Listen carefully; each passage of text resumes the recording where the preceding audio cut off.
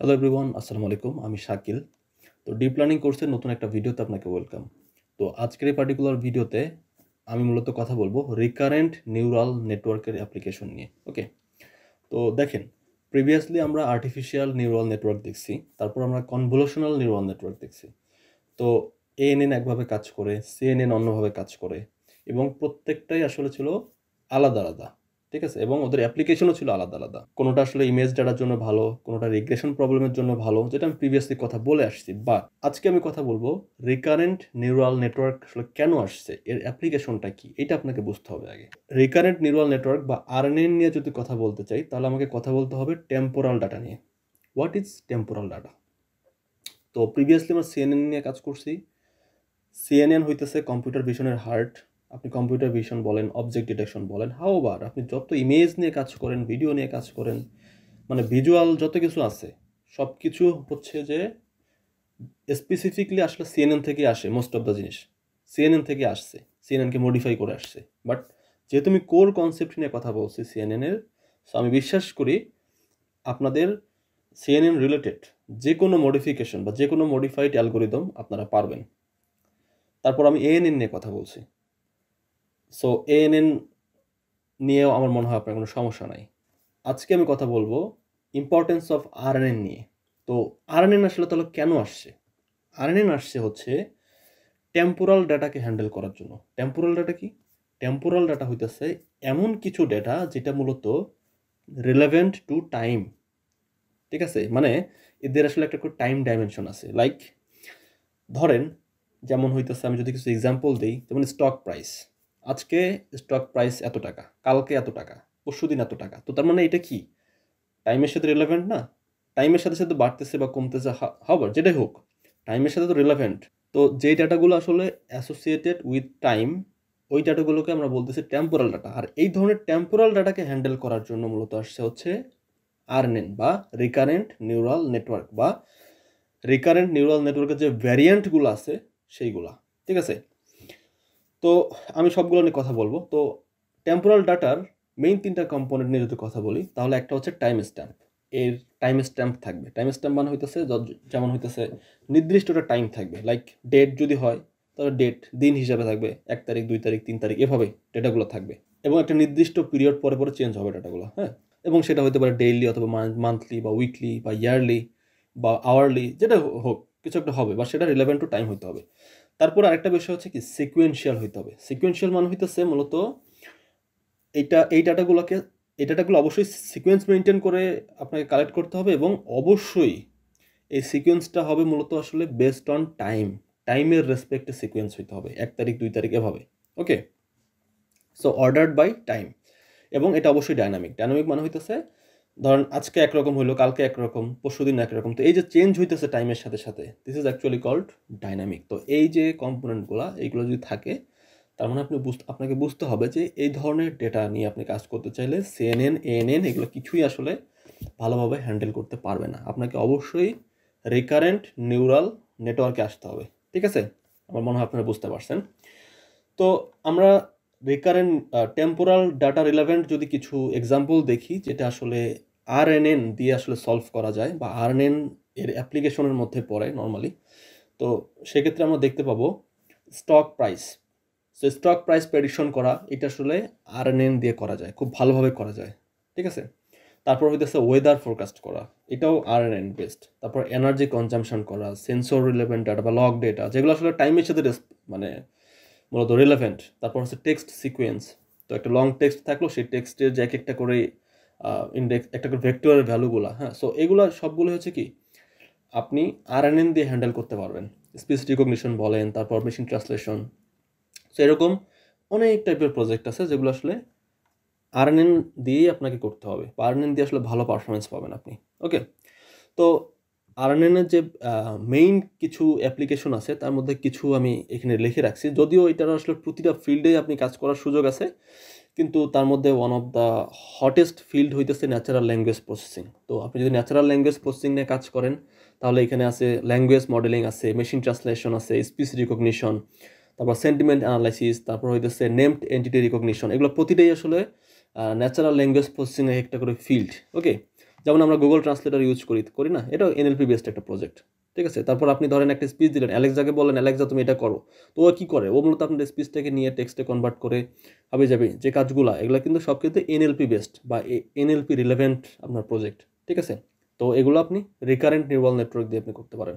তারপর ফাইন্যান্স ফিল্ডের যদি কথা বলেন, স্টক প্রাইস প্রেডিকশন করা, তারপর রিস্ক ম্যানেজমেন্ট করা, তারপর হইতেছে এরকম বহুত মানে প্রজেক্ট আছে, ফাইন্যান্স আছে, হেলথ কেয়ার আছে, প্রতিটা ফিল্ডেই আপনি পাবেন। তো সব কিছু এক্সাম্পল দেওয়া পসিবল না, সো কিছু এক্সাম্পল আমি দিয়ে রাখছি এখানে, বাকিগুলো আপনারা চিন্তা করবেন বা কাটাকাটি করে বের করে নেবেন, ঠিক আছে। তো রিকারেন্ট নিউরাল নেটওয়ার্ক আসলে অনেক টাইপের হয়। শুধুমাত্র রিকারেন্ট নিউরাল নেটওয়ার্ক যদি বলি তাহলে আমি বলতে পারি বেসিক আরএনএন। তো বেসিক আরএনএন আসলে কীভাবে কাজ করে এটা আমরা অবশ্যই দেখব, এবং বাকিগুলো যেগুলো আছে সেগুলো হইতেছে সবগুলোই আসছে হচ্ছে মূলত রিকারেন্ট নিউরাল নেটওয়ার্কের যে ভ্যারিয়েন্ট বা এটাকে মডিফাই করা হয়েছে, ঠিক আছে। তো প্রতিটা অ্যালগরিদমের আসলে কিছু লিমিটেশন আছে, এই লিমিটেশনগুলো আসলে পর্যায়ক্রমে সলভ করা হয়েছে, ওকে। তো আমরা বেসিক আরএনএন নিয়ে যদি কথা বলি, এটা আসলে কিছু প্রবলেম আছে, এটা আমরা দেখব। তো এই প্রবলেমগুলো সলভ করার জন্য আসছে মূলত এলএসটিএম। আবার এলএসটিএমের কিছু প্রবলেম আছে যেটা আসলে সলভ করার জন্য আসছে হচ্ছে জিআরইউ বা গেটেড রিকারেন্ট ইউনিট। তো এরকম পর্যায়ক্রমে আসলে সব কিছু আসছে। তো আমার প্ল্যান আছে আমি প্রত্যেকটা অ্যালগরিদম নিয়ে ডিটেলস কথাবার্তা বলবো, এবং প্রত্যেকটা অ্যালগরিদমের জন্য আমাদের ডিটেলস আলাদা আলাদা ভিডিও থাকবে, ঠিক আছে।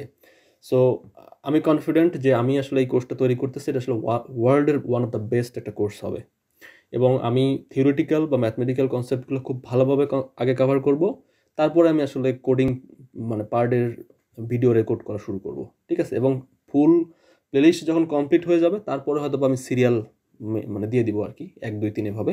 বাট এর আগে আপনারা জাস্ট উপর থেকে নিচ এই সিরিয়ালটা মেনটেন করে ভিডিও দেখলেই হবে।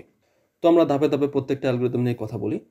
দেখেন সবার শুরুতে আসবে হচ্ছে আরএনএন, যেটা বেসিক ভ্যানিলা আরএনএন। তো টু বি অনেস্ট আসলে ভ্যানিলা আরএনএন আসলে খুব একটা ইউজ করা হয় না। কেন ইউজ করা হয় না যদি রিজন বলেন, তাহলে হচ্ছে যে মেইন যে লিমিটেশন সেটা হচ্ছে যে আসলে লং টার্ম ডিপেন্ডেন্সি। আপনি যে লং টেক্সট নিয়ে কাজ করেন তো এটা খুব ভালো পারফরমেন্স আপনাকে দিবে না, এবং এখানে না দেওয়ার আরেকটা রিজন আছে হচ্ছে vanishing and exploding gradient problem. Vanishing gradient problem কি, এক্সপ্লোডিং গ্রেডিয়েন্ট প্রবলেম কি, এটা নিয়ে অলরেডি আমার ভিডিও তৈরি করা আছে প্রিভিয়াসলি, আমার মনে হয় আপনারা দেখে আসছেন, এটা নিয়ে ডিটেলস কথা বলার দরকার নেই। তারপরে এই প্রবলেমটা আসলে সলভ করার জন্য আসছে হচ্ছে এলএসটিএম বা লং শর্ট টার্ম মেমোরি, ঠিক আছে। তো আসলে এর ভিতরে আসলে এক্সট্রা অনেকগুলো গেট আছে, যেমন ইনপুট গেট আছে, ফরগেট গেট আছে, আউটপুট গেট আছে, যেটা আপনি মূলত নর্মাল যে আরএনএন সেখানে পাবেন না। এবং আসলে আরও বেটার দেন আরএনএন, বিকজ এটা আসলে লং টার্ম যে ডিপেন্ডেন্সি প্রবলেমটা আছে সেই প্রবলেমটা আসলে খুব ভালোভাবে সলভ করে, ঠিক আছে। তো সাধারণত আপনি অনেক ধরনের প্রজেক্ট আছে, যেমন হচ্ছে language model, speech recognition, machine translation, এগুলোতে আসলে এলএসটিএম আপনি ইউজ করতে পারেন খুব ভালোভাবে। কিন্তু এরও কিছু লিমিটেশন আছে। এই লিমিটেশনটা হইতেছে সলভ করতেছে মূলত জিআরইউ কি করতেছে, আপনি যদি কম্পিউটেশনালি যদি চিন্তা করেন তাহলে দেখা যাচ্ছে যে জিআরইউ আসলে আরও বেটার দেন এলএসটিএম, বিকজ এখানে দুইটা গেট আছে, যেটা হচ্ছে রিসেট এবং হচ্ছে আপডেট গেট। তো এটা আসলে এলএসটিএমে নাই। তো আমরা যখন ডিটেলস এগুলো জানবো তখন আপনি আসলে বুঝতে পারবেন। তো কম্পিউটেশনাল যেহেতু এটা more expensive then LSTM, so that আপনি বলতে পারেন আরও বেটার এটা। এবং তারপরে আসতেছে হচ্ছে কি বাই ডিরেকশনাল আরএনএন। তো বাই ডিরেকশনাল আরএনএন হইতেছে কি, এটা মূলত প্যারালালি কাজ করে। প্যারালালি মানে একটা হচ্ছে ইনপুট থেকে আউটপুট এভাবে যাচ্ছে, আবার আরেকটা হচ্ছে আউটপুট থেকে ইনপুট, মানে এভাবে মানে প্যারালালি কাজ করে। সো যেহেতু প্যারালালি কাজ করে, সো দ্যাট আপনি একই সাথে আসলে মানে দুই ডাইরেকশনে আপনি কাজ করতেছেন। সো যেহেতু এটা একই সাথে আসলে বোথ ডাইরেকশনে কাজ করে, তাই আপনি যদি নেমড এন্টিটি রিকগনিশন অথবা হচ্ছে মেশিন ট্রান্সলেশন রিলেভেন্ট প্রজেক্টে কাজ করেন, তাহলে দেখা যায় খুব ইজিলি এই ধরনের প্রবলেমকে সে হ্যান্ডেল করতে পারে। কেন হ্যান্ডেল করতে পারে, বিকজ এটা প্যারালালি কাজ করে, ঠিক আছে। মানে বোথ ডাইরেকশন, প্রেজেন্ট এবং হচ্ছে যে পাস্ট অ্যান্ড ফিউচার একই সাথে হচ্ছে যে দুইটাকে ইম্পর্টেন্ট মনে করে সে কাজ করে। So that bidirectional RNN আরেকটা ইম্পর্টেন্ট মডেল। তারপরে আসতেছে ডিপ আরএনএন হইতেছে যদি আপনার অনেক কমপ্লেক্স প্রবলেম হয়, যেখানে আসলে অনেক বেশি আরএনএন লেয়ার থাকবে, এবং এক একটা লেয়ার থাকবে একটার উপরে, এরকম হায়ারার্কিক্যাল। তো এরকম যদি হায়ারার্কিক্যাল ফিচার থাকে বা প্যাটার্ন থাকে, যেখানে আরও অনেক আপনি কমপ্লেক্স ইনফরমেশন আপনি সেখান থেকে বের করে নিয়ে আসতে চান, বা কমপ্লেক্স প্যাটার্ন আপনি ধরতে চান, সেক্ষেত্রে আপনাকে ডিপ আরএনএন ইউজ করতে হবে। ডিপ বা স্ট্যাক্ট, একটা নাম আছে স্ট্যাক্ট আরএনএন, এটা আপনি ইউজ করতে পারেন, ঠিক আছে। সেটা আসলে আরএনএন কিন্তু আসলে মাল্টিপল লেয়ার থাকে আর কি, ঠিক আছে। তো এটা একটা গেল। তারপর আসে হচ্ছে ইকো স্টেট নেটওয়ার্ক বা ইএসএন। তো ইকুয়াস্টেট নেটওয়ার্কের যে মেইন যে অ্যাডভান্টেজ সেটা হচ্ছে মূলত আসলে এটা ট্রেন করা ইজিয়ার, ঠিক আছে, বিকজ আপনাকে শুধু এখানে আউটপুট নিয়ে কনসার্ন থাকতে হবে, বা আউটপুট মানে আউটপুট লেয়ার নিয়ে আসলে আপনাকে কনসার্ন থাকতে হবে, ঠিক আছে। আমরা এগুলো দেখবো, আমরা এগুলো সব কিছুই দেখবো খুব ভালোভাবে। দেন নেক্সট আসতেছে হচ্ছে পিপল এলএসটিএম। তো পিপল এলএসটিএম এর যেটা ব্যাপার সেটা হলো মূলত এটা ভ্যারিয়েন্ট অফ এলএসটিএম। নর্মাল যে এলএসটিএম আছে সেই এলএসটিএমকে মডিফাই করে আসলে পিপল এলএসটিএম তৈরি করা হয়েছে। তো এর যে মেইন অ্যাডভান্টেজ সেটা মূলত আসলে আমাদের যে নেটওয়ার্ক আছে সেই নেটওয়ার্কটাকে মূলত আরও বেশি অ্যাক্সেসেবল করে, যাতে করে হইতেছে সেল স্টেট থেকে আরও বেটার ইনফরমেশন নিতে পারে, ঠিক আছে। এবং দেখা যাচ্ছে যে ফাইনালি গিয়ে আপনি আরও বেটার পারফরমেন্স পাবেন, ঠিক আছে। এটা হচ্ছে পিপল এলএসটিএম।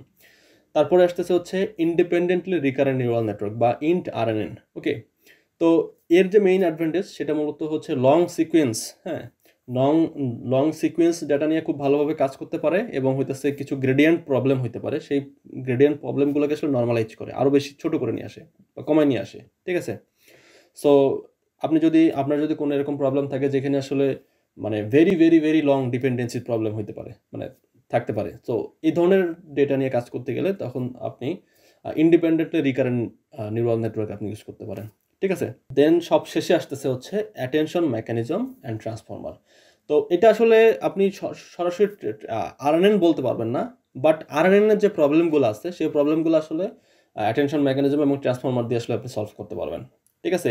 মানে আরএনএনের যে মেইন একটা লিমিটেশন ছিল যেটা আসলে লং টার্ম ডিপেন্ডেন্সি একটা প্রবলেম, হ্যাঁ। সো এই লং টার্ম ডিপেন্ডেন্সি প্রবলেম এবং প্যারালালাইজ যে কম্পিউটেশন সেই সলিউশনটা আসলে দিবে হচ্ছে অ্যাটেনশন মেকানিজম এবং হচ্ছে ট্রান্সফর্মার। ওকে, তো নর্মালি আপনি মেশিন ট্রান্সলেশন বা টেক্সট সামারাইজেশন, তারপর হইতেছে অনেক টাইপের এনএলপি রিলেভেন্ট যে টাস্কগুলো সেই টাস্কগুলোতে আপনি অ্যাটেনশন মেকানিজম এবং ট্রান্সফর্মার ইউজ করতে পারেন, ঠিক আছে।